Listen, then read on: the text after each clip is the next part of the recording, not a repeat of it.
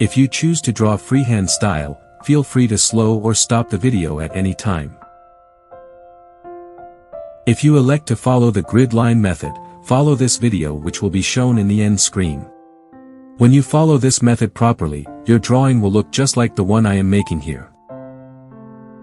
A grid line overlay of the picture to draw from, and a plain grid line to draw onto, is shown toward the closing portion of the video.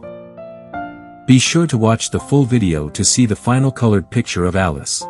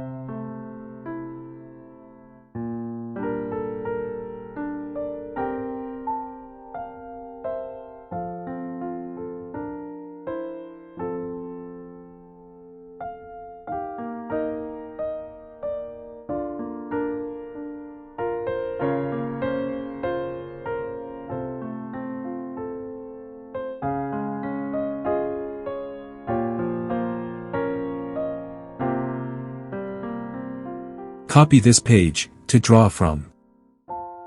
Copy this page to draw onto. I used Microsoft Paint to color the picture. You can use anything you wish. If you enjoyed this video, be sure to subscribe to see other Disney cartoon characters drawn.